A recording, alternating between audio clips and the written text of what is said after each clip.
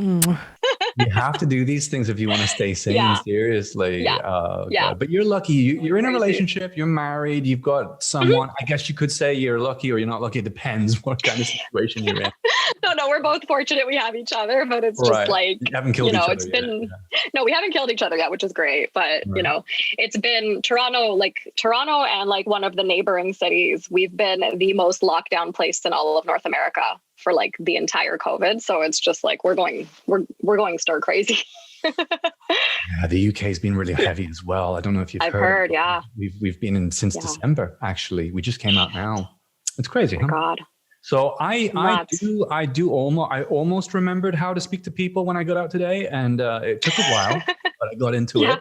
Eye contact was kind of there. It was like, but we'll get out of this. We're gonna come out of this.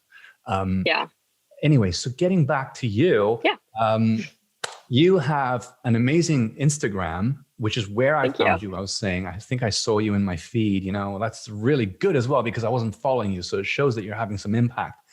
And you do these really fun videos about narcissism. And I just thought, wow, that's a really interesting take on it, because it is a tragic thing, right? And I mean, narcissism is inherently terrible, but to make fun of it is such a nice way to kind of like deliver the message. Yeah. Thank you. Yeah, you gotta at least laugh about it to be able to stay sane. Totally. Yeah. I think comedy is so underrated, and so good job on that. And do you think that, I want to get to narcissism, the definition or your definition shortly, and then like what your experience with it is as well. But do you think that narcissism is becoming too popular now as a kind of a buzzword? Do you think it's just really finding its groove? Is it like getting comfortable, not leaving the party?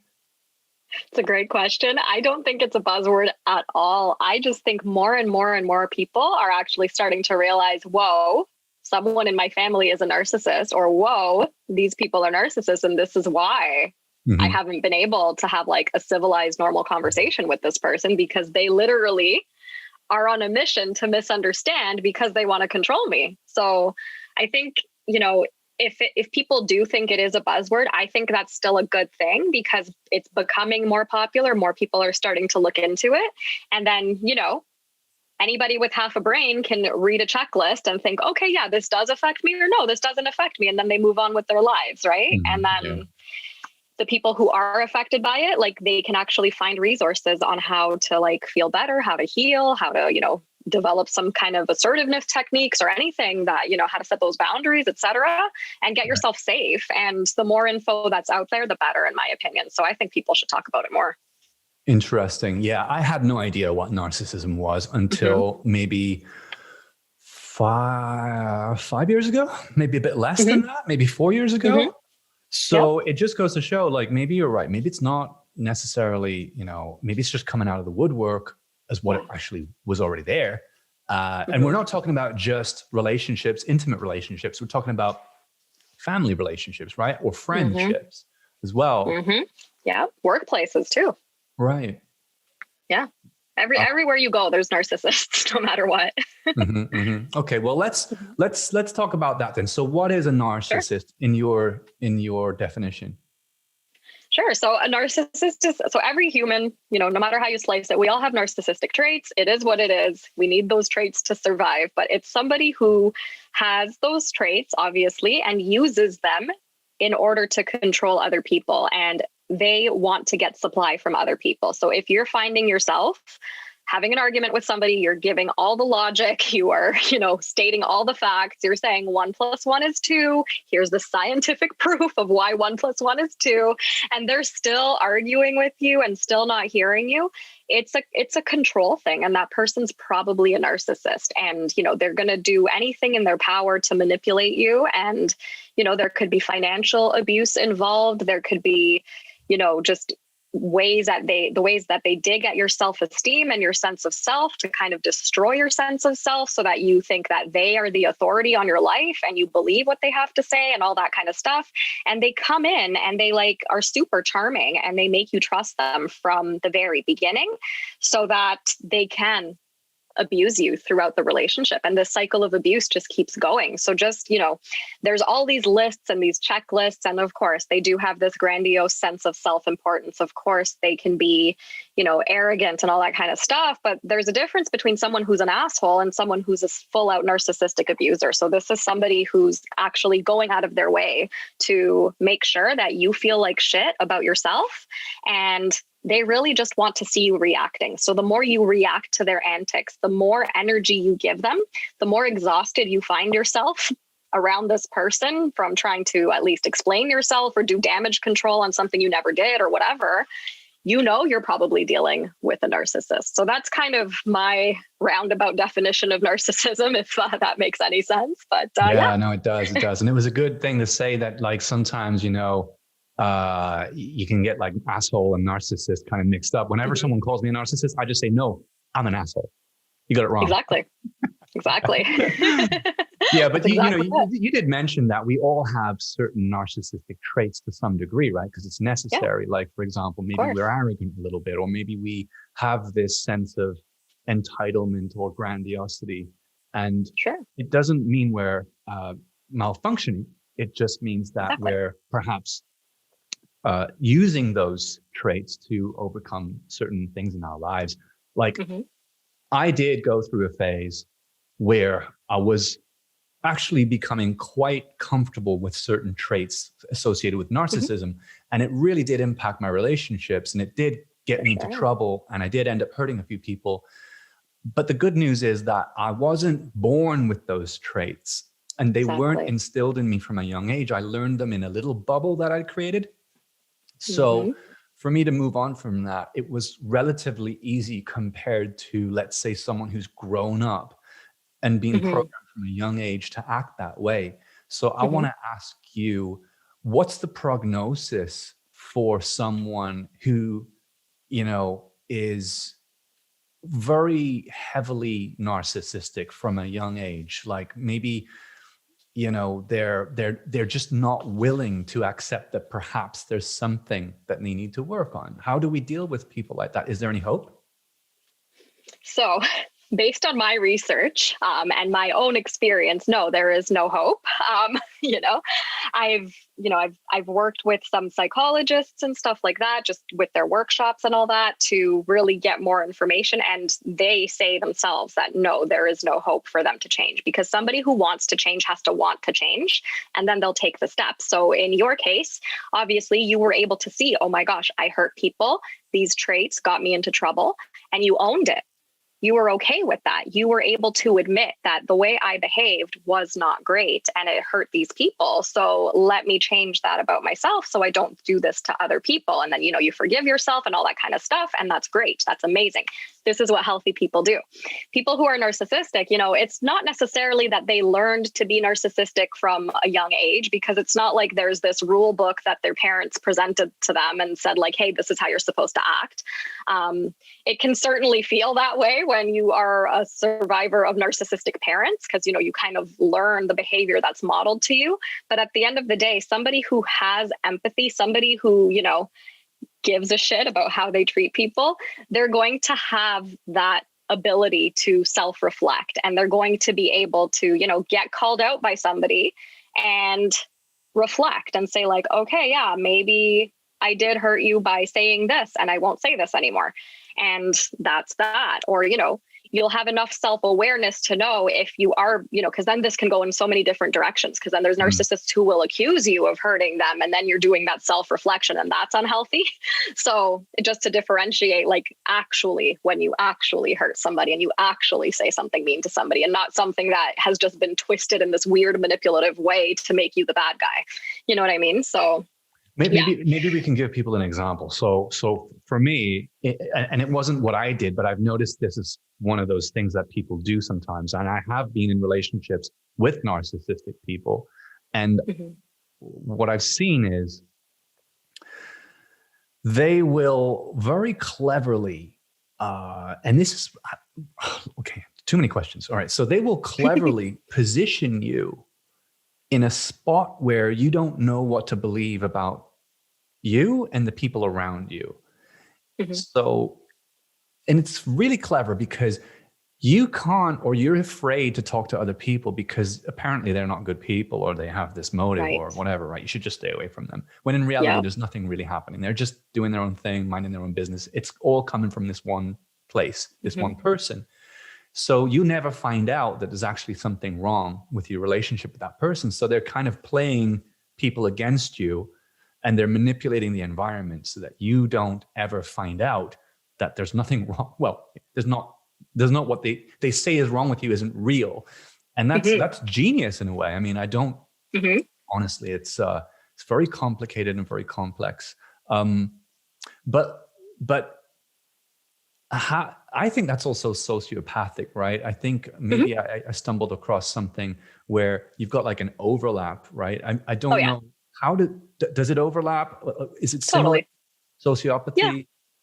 Yeah, they overlap a lot. There's definitely, there's narcissistic sociopaths out there running rampant. Like that's definitely a thing. They don't feel remorse for the shit that they do to people. Right. And they care more about their own comfort than the reality of what's happening. And you're saying that there's no hope for people who are really down the rabbit hole? No, I mean, if so most survivors have tried, they've tried to reason with this person. They've tried to explain things to this person. And, after like the 20th time, like it's a great idea to just give up and start, focusing your time on other things. Because at the end of the day, anybody who does want to recognize that there is an issue, they're going to go and get help for it. You cannot plead with somebody to do it. You can't force somebody to do it. And most narcissists who are in some sort of therapy, it's because it was court mandated.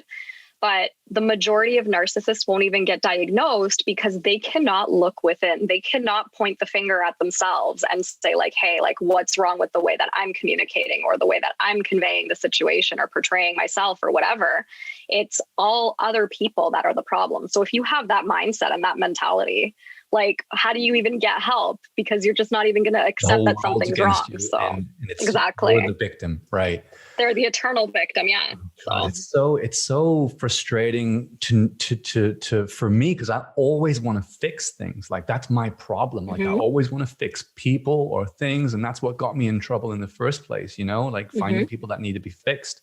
But to know that it's probably not, there's nothing you can do. I think one of the more positive ways that we can look at this is if you are. Well, there's a list of them, right? There's a list of these tendencies: grandiose sense of self-importance, lives in a fantasy world, supporting delusions of grandeur, needs constant praise and admiration, sense of entitlement, exploits other people without guilt or shame, frequently demeans, intimidates, bullies, or belittles other people. I mean, if you think you have any of those, and you're aware of it, then there's hope. There's hope. Oh yeah. Definitely. 100%. But a narcissist will look at that list and then they'll either say like, no, it's you who does this. Because realistically, we all do these types of things, right? Like we've all like talked behind somebody's back. We've all belittled somebody. We've all, manipulated somebody to get what we want, but it's a pattern and intention. That's the difference, right? So a narcissist, they'll either throw that back in your face, or they're going to say, oh, well, I don't do that. Or they're going to justify why they do that. They're going to say like, oh, well, I only belittle people because, they do it to me, or like they'll find some way of justifying it. Got it. It's justification times on steroids, basically. Exactly.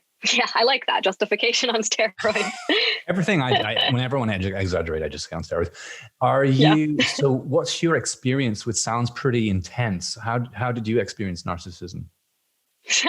So I was raised by a narcissistic mother. So I definitely, I've been told that by many professionals that anybody who's raised by a narcissist, you get an honorary psych degree because you just understand it so well. And I dated more narcissists than I'm proud to admit that I dated. And I had a lot of narcissistic friends as well, plus so many toxic work environments with just narc bosses and colleagues and things like that. So did you gravitate towards narcissistic people because of your mother, maybe? I think so. Like, honestly, because I thought that was how people just are. I had nothing modeled to me of like, this is how normal people behave. This is what a healthy relationship looks like. This is what love looks like. I just thought this is how people are. And you need to, make sure that you're the best version of yourself so that these people accept you and that they know that you're not a bad person and you always have to be proving yourself and all that kind of stuff. Like, that's what I really honestly believed. And that is the type of person that a narcissist will go for no matter what, because they can actually sense that kind of insecurity and they can sense that, you're easy to play with and manipulate and, play mind games with and all that kind of stuff. So definitely, I'm sure that being raised by a narcissistic mother played a factor in it, but that's not to say that people don't get into relationships and because of that, or sorry, I worded that funny. This doesn't mean that you had to be raised by a narcissist in order to get into relationships with narcissists and find other narcissists in your life. Like they can find anybody. If you have empathy, you're a target. Right. Yeah, that's a really good point. If you have like vulnerability in your sense of worth, if you've maybe got a low self-esteem, I find that they really pick up on it and they can gravitate like a magnet straight to you. It's crazy. I remember I met this because I've been very naive in the past. And I remember I met this guy and we became friends, and I found out like later he was actually literally a con artist, and there was a warrant out for his arrest. I'd given him money and everything because he was so clever at making me feel like bad for him. Oh, I need my medication. My check didn't come through. Like all of this stuff, and he was just manipulating me. There was no health problems. He did this to everyone in our group. So it's pretty impressive how, and I just say it, I'm emphasizing it because you might not know that you're actually, the objective of this conversation, in my opinion, is to bring to light what a narcissist actually is and how to deal with it and how to overcome it. But yeah, sorry. So you were saying about your mother, and what kind of things did she used to do, just out of curiosity? Like how did that manifest in your relationship? Yeah, so I had no idea that she was a narcissist until I was breaking up with like the last narcissist that I had ever dated. And this was like back in 2014. And that was when I went down this Google rabbit hole because I was Googling his behavior because it was a fairly short relationship, but it was the most confusing one because the ones that I had had before were a little more longer term. And it was easier for me to justify like why I was too much or why, I was the issue in that relationship. And then I had to work on that for the next one. Right. So I thought, I had everything under control and I knew what to change about myself and all that kind of stuff. And then sure enough, I'm in that dynamic again, but it was much faster this time. So the discard happened within like 4 or 5 months. So I was faster lost. And more intense, maybe. Yeah, definitely. So that caused more confusion. So then that's when I went down that Google rabbit hole. And then I started seeing something about narcissistic mothers. So just out of curiosity, I read it. And then sure enough, I saw that like, oh my gosh, this is describing my mother 100%. So, she would do things. So, everything was okay with my relationship with my mother until, my teenage years or something like that. Of course, crap was happening long before then, but that was her just conditioning me in order to, what's the word? Manipulate. I'm losing words again. In order to like accept. Yeah, she was manipulating me, of course. She brainwashed me into hating my father, like 100%. I wanted nothing to do with him. So yeah, that was this whole parental alienation thing. So that sucked. She told me all these lies about him, that he left me, he didn't pay for child support, all this stuff. I didn't Google what happens to fathers in Ontario who don't pay child support. He would have never had a passport. And he was between Canada, Florida, Italy. So, he should have had his passport taken away if he genuinely didn't pay for child support. I found out later that he did. And, just all these crazy lies, stuff like that. And she was more concerned with how I made her look rather than if my emotional needs were being met, because I didn't even know that was a thing, that parents are supposed to help their children navigate their emotions. So yeah, my mom did a lot. And eventually, once I started getting to an age where I developed a personality, so, by age 8 o'clock, 8 years old plus, that's when like the fights started happening more and more. And like we would actually have full out screaming matches. And I would go to school the next day with no voice because me and my mom would be screaming at each other. So I had to pretend I was sick. So it was nuts. It was just such a shitty childhood. And then eventually I just started realizing more and more in adulthood that like, oh my goodness, she is absolutely a narcissist. She financially abused me as well. So she basically took all my money. She took all my paychecks. She wouldn't let me have my own bank account. We had a joint account that she like pretended I had access to. And then anytime I would buy something, she would yell at me for it. So it was just like anything to control me. So I wasn't able to move out until I decided to take on more debt and just get the hell out of there because nothing I was doing was working. So, you know, she did things to force me to stay there and force me not to grow.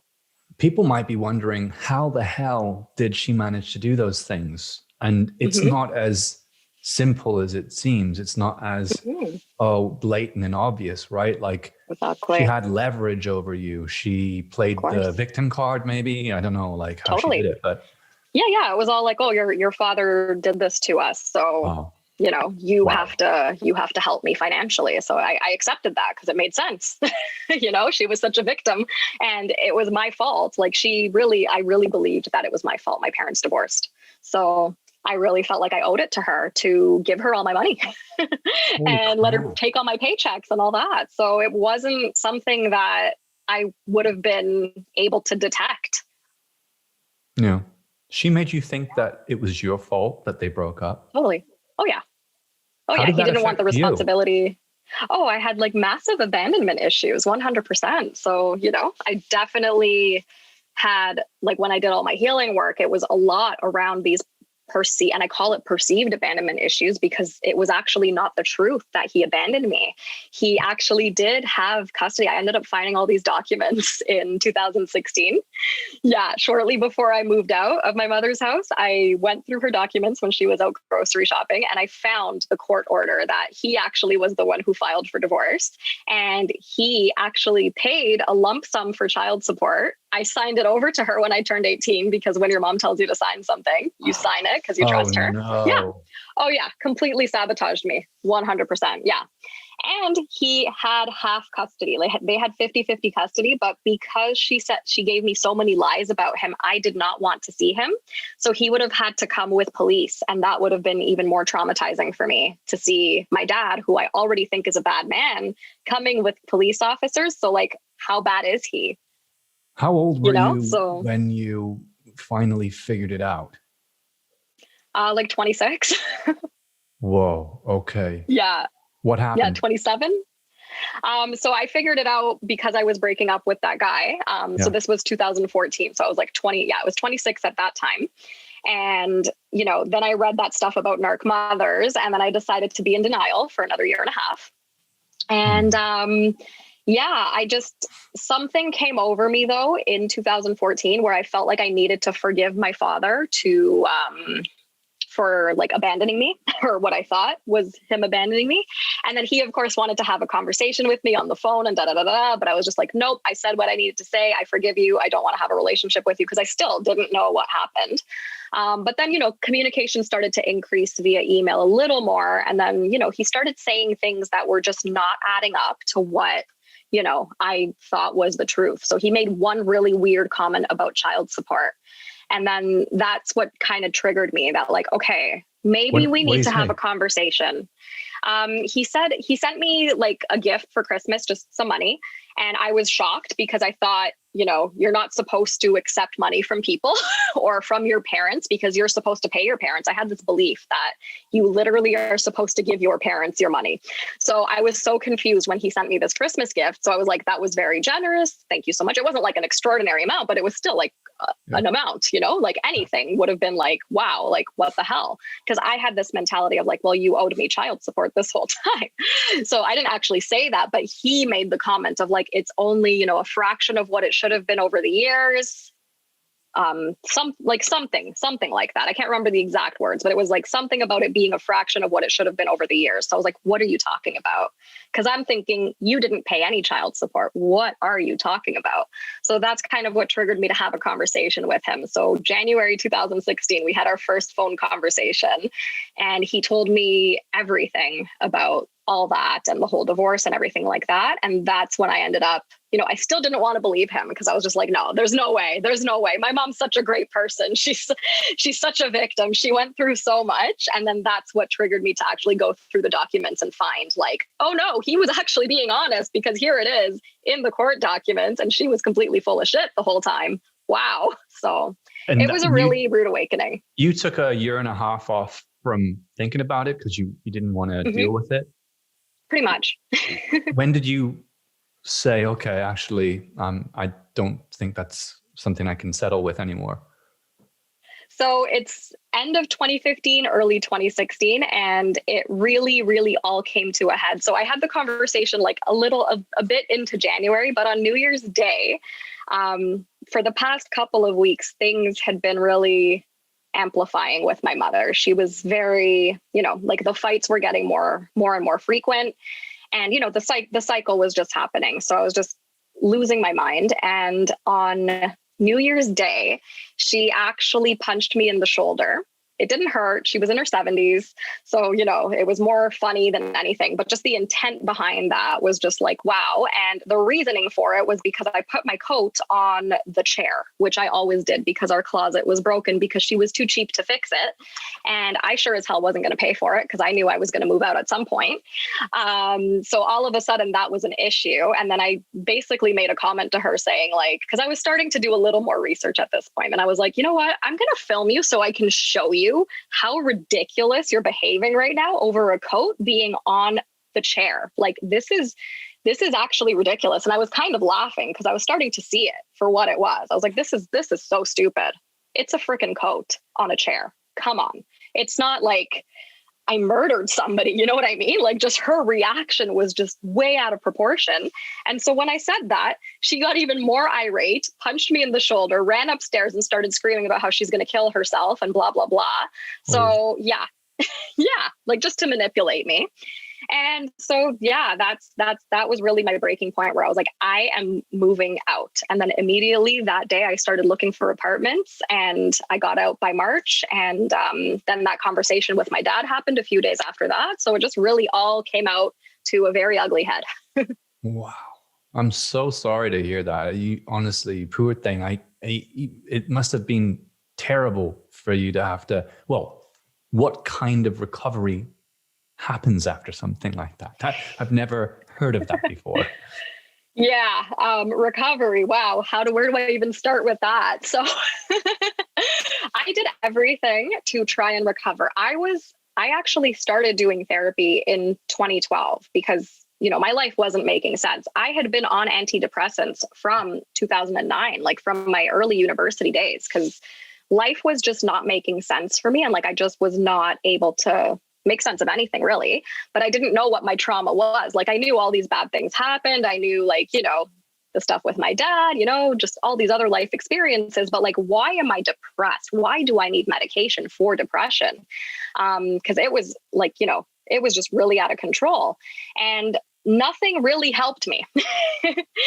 Right. So I kept going to therapy. I was not given any tools. I wasn't given any like resources on like what to do or any information that I'm dealing with a narcissist or somebody who's just really incapable of self-reflection or validating me in any way, shape, or form. So of course, I tried to modify my behavior even more and more and more.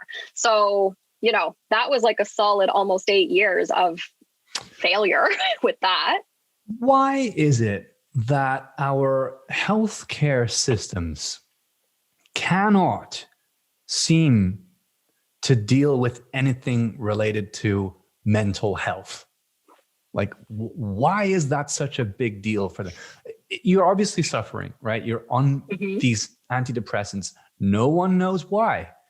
There should be some kind of investigation, maybe, I guess, somehow. Maybe. That's not acceptable. Yeah. Yeah. Like some questions could have been asked to like get me to dig a little bit. no, it's nothing. Nothing. It was just like, oh yeah, it's been more than 2 weeks. You're feeling sad. Yeah, here's some pills. Like literally.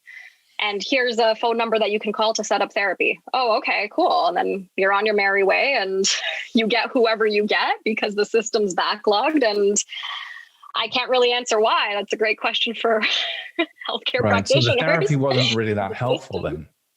No, not at all. And what ended up being helpful, which is just wild, was me having chronic pain. That's what saved my life. Having physical chronic pain, if you can make any sense out of that at all. And I'm sure you're going to ask me to elaborate. Please do. So I started getting chronic pain in 2015. And like, you know, when I was a kid, I would always have the odd stomach ache. I was spraining my knee constantly. Like I was on crutches every now and again during school. Like I was always injured. And there was always something that hurt and something that was wrong with me, but I would do the tests and everything would come out fine. So I just chalked it up to like being a human's just very uncomfortable and your body just breaks all the time and it sucks and it just gets worse when you're older. So 2015, I got my wisdom teeth removed. And that would have been something that I never would have thought would be like just a pivotal moment in my life, because it was just supposed to be this quick procedure, in on a Friday, back to work by Monday, you're all good to go. Oh, hell no, that is not how it played out for me. So I ended up with every complication possible from this extraction. I ended up with dry sockets. I ended up with TMJ dysfunction, which is like the joint that connects your jaw to your skull. And it would then become this complete nightmare for the next 4 years. And shit show, complete shit show. So I was in physiotherapy and acupuncture, the chiropractor, et cetera, like 3 to 4 times a week after work every day. It was exhausting. I was doing jaw exercises, et cetera. Eventually I would get carpal tunnel 2 years later, which I was then told that it was because of my jaw, because my neck was crooked. So I did all these tests. My jaw, I had an MRI, my jaw's pushing into my ear canal. So apparently this was why I was getting all these migraines on the right side. So I'm like, but why? Why? If my jaw was always this big, why?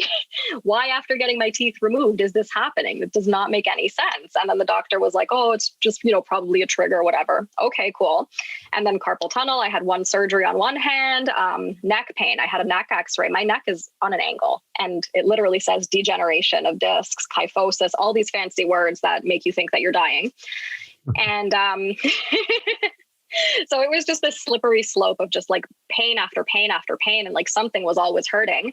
Eventually, by October of 2018, I could not take painkillers anymore because I was getting ulcers in my stomach from all the pills I was taking. And I was doing this jaw realignment thing with a TMJ specialist. So it was splint therapy for a few months before this. And then I got braces with another splint. So it was just realigning my entire skull. Yeah, insanity. I was also getting like nerve block injections, trigger point injections, all that fun stuff to like try and deal with the pain. By October 2018, I ended up getting shingles in my mouth while I had all this like stuff happening in my mouth with like the braces and the contraption and the splint and all that. So shingles is like the chickenpox virus that comes back when you're under a lot of stress or you're a senior citizen. And it's like the most painful thing that people can go through, according to what I've read on the internet. It's extremely painful. It's nerve pain. So it just feels like, the way I can describe it was somebody was pouring acid on my face and in my mouth and lighting me on fire at the same time whilst being electrocuted by lightning bolts. It was nuts. It was horrible. So it was extremely painful. And then I ended up with something that's called trigeminal neuralgia after, which is, it was the nerve that was affected by the shingles. So it just branches off into like 3 sections of your face and it makes you feel your face. And when that becomes trigeminal neuralgia, it's also nicknamed the suicide disease because of how painful it is. So I was losing my shit in pain. And then I stumbled upon this app called Curable. So this app saved my life. It literally said that it's for chronic pain. So I downloaded it. I purchased a 1-year subscription impulsively, did no research into what it was about or how it was going to fix my pain or anything like that. I just thought, okay, it's going to hypnotize me and I'm going to believe I'm not in pain. So sure, whatever, who cares? Let's try it. I opened it up and I started learning about what the mind-body connection is. And I got super offended because the first thing I read was that physical chronic pain that you've experienced for more than 6 months is not because of an injury. It's not because of a structural abnormality. It's because of repressed emotions from childhood trauma. Wow. Okay. Mm-hmm. Mm-hmm. So yeah, I decided to do these exercises, these emotional exercises, because I had no other options for pain control, really. Like I was getting all the injections, nerve blocks, trigger point injections, Botox to numb and paralyze my face, was not helping. I couldn't take painkillers. I couldn't even vape THC or CBD because it was like touching my mouth and it was just painful. And, edibles were just like another story for me. So like just way too strong. I just couldn't do it. So I was just going crazy. I had no other things for pain relief. I tried acupuncture. It would help for like a day and then I'd be in pain the next day. So it just wasn't lasting pain relief. So out of desperation, that was the only reason I tried this app, because I was offended by this concept. So I did the work. I started exploring my childhood trauma, which I didn't even think this was childhood trauma, being raised by a narcissistic mother. Because when you hear the word trauma, you think it's just like you grow up in like a war zone, or you witness extreme violence or sexual abuse or extreme neglect, famine, hunger. Like children in other parts of the world had it way worse than I ever had it in my childhood. That was my mentality. And at the end of the day, you have to realize that whatever trauma you went through is still valid and you deserve to heal from it. So I just sucked it up, did the work skeptically, and it worked. The first 2 weeks in, I had my first 5 minutes of no pain and I thought I was dead. And I had like a 10-20% reduction in my pain. And then 4 months later, I kept going because that was motivating me to keep going, because I was like, wow, this is how normal people feel. Oh my gosh, I don't have to have all this pain and I can do things. This is nuts. And so within 4 months, I was completely pain-free. This doesn't mean I don't have flare-ups, but the whole point was I needed to release these emotions, because where do they go? They go nowhere. How? All right. Wow. Look, this is blowing my mind. It's blowing a lot of people's minds right now. I bet. Because, we have a huge audience. But like, seriously, it's blowing like a lot of people's minds who are going to listen to this and hear what you're saying, because I have heard of people talk about the mind-body connection with regards to repressed emotions, but I've never heard it explained in detail like you've explained it now.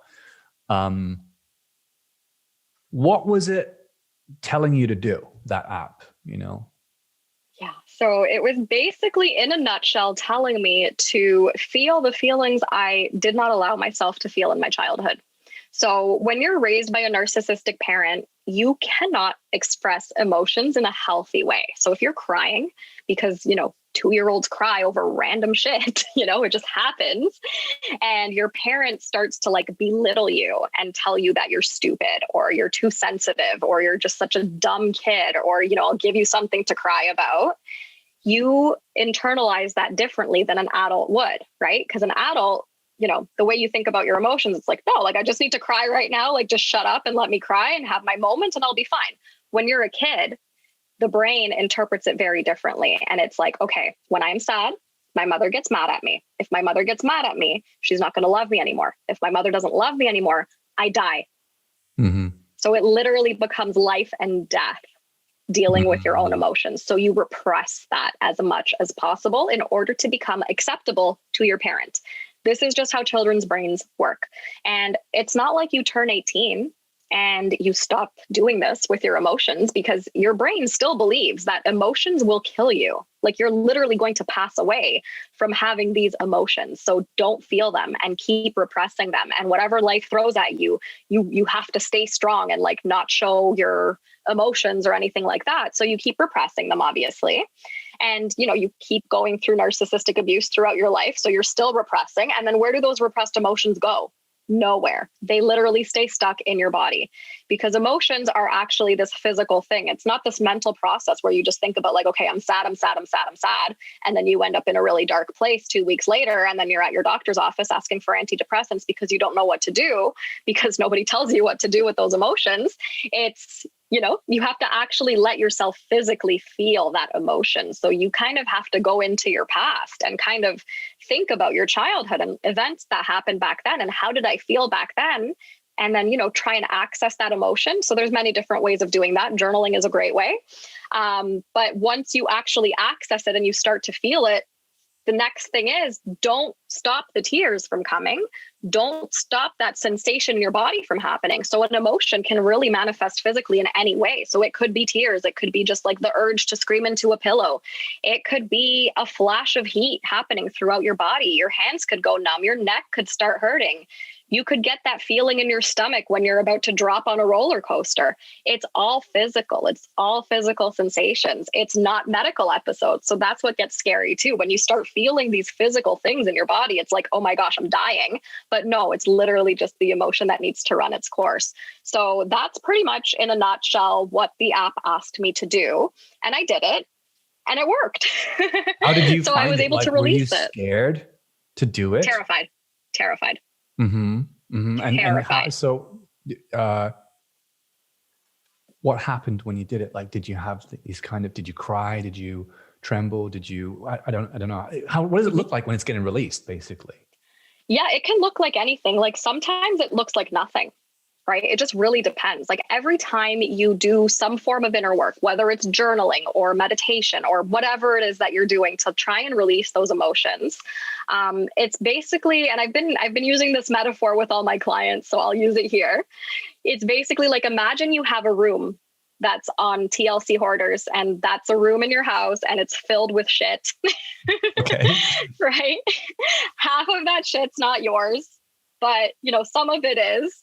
But a lot of it is just like other people's crap that has just been collecting in here. But that's your brain, basically. And that's all your repressed emotions. So every single time you do something to heal, like some sort of inner work, it's basically like you're taking a little shoebox and putting some crap in there that does not, belong or you no longer need, and you're throwing it out one shoebox at a time. So it's a slow process, but imagine this is your brain you're talking about, right? So if you were completely to overhaul your brain overnight, you'd have a bit of an identity crisis the next day.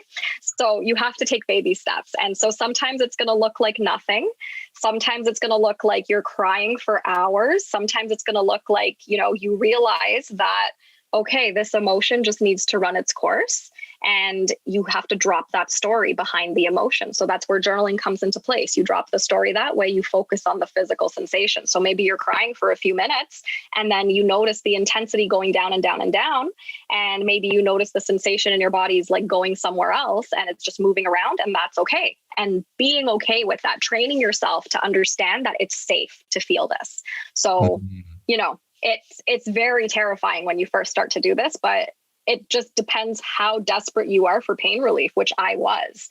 So I would have quit, but I was in so much pain that I was like, no, I'm going to do this. Let's see what happens. And it sucked. It sucked. It wasn't easy. And I didn't have anyone guiding me or anything like that. I was doing it all by myself. Wow. And, I did go on antidepressants at one point for a couple of months because I just couldn't handle it. But I think if I did have a mentor who understood what I was going through, I would have felt more safe to do it. And I was in therapy too, but like my therapist really had no idea what to say to me. And she literally said, like she was there from the chronic pain and everything and like realizing my mom was a narcissist, etc. And once I started feeling better from my pain, she literally told me straight up, she's like, I'm so glad that you figured this out because I didn't know how I was going to help you. I'm like, all right. Hey, Jean, this is how I'm going to treat myself. Okay. Yeah, sure. So I'm going to do this, and this. What do you think? Yeah, that's great. Sounds good. Go for it. Yeah. It's so weird. Basically, that's so weird. Honestly, I don't get it. Like, why didn't anyone tell me to feel my feelings before I had to figure it out on my own? Can you imagine how much money the medical pharmaceutical industry would lose if they actually started to teach this stuff? Right. Could you imagine? Can you imagine? But we're not going to go down that rabbit hole. It's for another episode. I'm thinking of someone specific who really would benefit from this conversation. So she has panic attacks, and they happen obviously before or during something that is potentially threatening to that person, whether it's her bubble of ego being attacked, and or just revealing things about herself that she maybe is ashamed of or is guilty about. So I've spoken to this person on a number of occasions and told them about the mind-body connection with regards to the repressed emotions. And that's basically what it is. She had a very traumatic childhood, really terrible upbringing. And So I guess if this person if you kind of stumbled across this person, because I don't know if they would come to you, is there anything you would suggest? And I mean, you know, outside of obviously that app or, you know, the experiences you have, but how do you get someone like that on track to recovery? Or is it really just they have to be ready and willing? Yeah. So I think there's no such thing as ready. Like we think of the term ready and we hype it up as like, this is going to be like, when I'm ready, I'm going to do this. But like, you have to really understand, like, why are you not ready now? Like, your life's not going to go on pause just because you decide to do the inner work. So life's going to keep happening. So why wait? And why not just start doing something now? But you have to come to that conclusion on your own. So if you don't, you're gonna suffer more. And some people need to suffer more. I needed to suffer more. I needed to reach, like, you know, life and death levels of pain in order to do something about it. And that's what motivated me. So it's whatever motivates you to do something different from what you've been doing. If you had known, though, because it appears to me that you didn't know about this connection. If you'd known, would you have done something, or do you think you still would? Probably. Yeah. Yeah, I probably would have done something if somebody like explained it to me in a way that I understood, and, you know, I could see that like it worked for them. Probably I would have definitely wanted to look into it. So that's kind of why I do this now. Got it. And that's how you got involved. It inspires people. Because you're not traditionally or historically a narcissistic abuse therapist, right? Recovery therapist. Exactly. I've got it here. You've got a Bachelor of Arts degree in Environmental and Health Studies, a mind body fitness coach certificate, very impressive, a professional life coach certificate, very impressive. That obviously that wasn't an overnight thing. No. Like that. I mean, my degree was just my degree. And then, you know, because you think you need one. So there was that. And then, you know, those beliefs. And then the certifications, like you don't even need a certification to be a coach, honestly. Like, anyone can call themselves a coach, but I just decided to get them because why not? And yeah, it's not an overnight thing, but a lot of coaches, it's based on their own experience. And if you're somebody who has been through the system and been invalidated by the system, or been told by mental health professionals that you can't label somebody a narcissist, blah, blah, blah, blah, blah. Well, like, why? Why is it more important to you that I'm using this label than you helping me? Is that what they've said to you? Why aren't you giving me tools? Oh yeah. Okay. They've been so invalidating. Oh yeah, I've had a few. I've definitely switched several therapists over the years, but a few literally said, like, you can't call your mom a narcissist. You don't know what she's been through. We can't use that word. She hasn't been diagnosed. And I'm just thinking, like, okay, but like, she fits the profile. Like, I read what it says in like your DSM, and this is what it says. Oh, but she needs a professional diagnosis. Okay, so can you just tell me how to deal with her? Oh, you need to communicate differently. What does that mean? Help. Because where do you learn to communicate from? Your mother. So if you're not giving me the tools on how to communicate differently, it's not going to help. So then, you know, of course, I was told to communicate differently in the worst way possible, which was to try and be more understanding to my mother.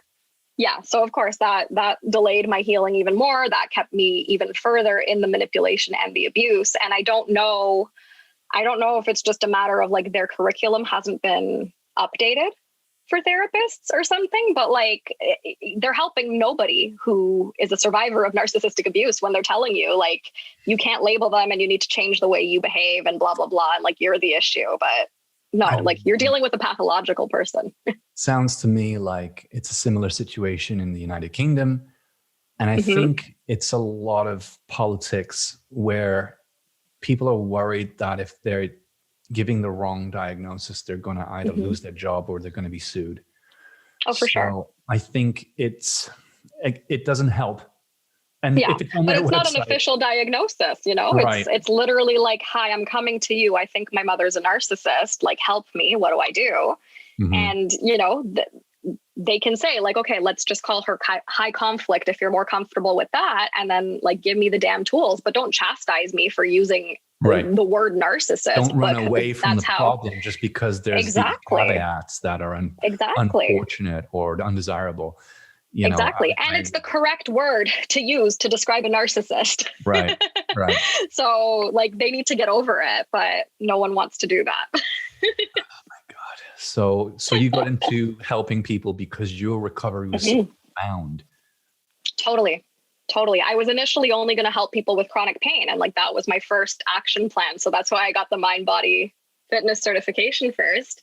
And, eventually as I kept sharing about it and sharing more of my story and like my experience with my narcissistic mother, I realized like, wow, like this is hitting with a lot of people. Like a lot of people have narcissistic mothers and are dating narcissists or have been in relationships with them or like are divorcing from them and all that. So maybe I should talk about this more. And then it just kind of switched to, using the mind-body connection to help people heal from narcissistic abuse and set those boundaries and learn those skills that nobody's teaching anybody. So yeah.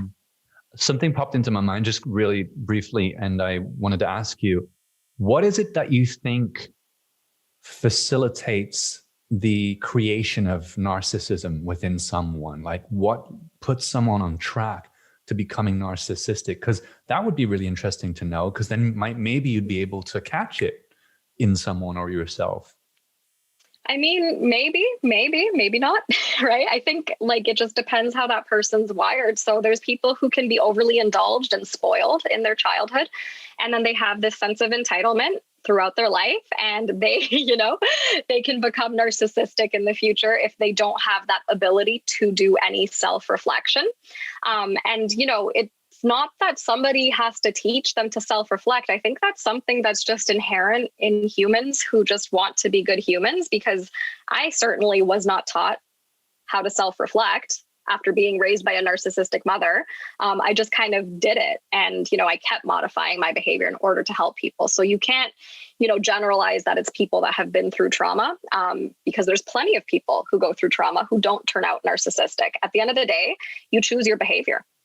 And narcissists are making an active choice with their behavior because they are calculating how they're going to manipulate somebody into getting what they want. And this takes a lot of choices in their minds and thinking and using their brains. So it's not that they're doing this in like a trance state where they have no clue what they're doing. They know exactly what they're doing.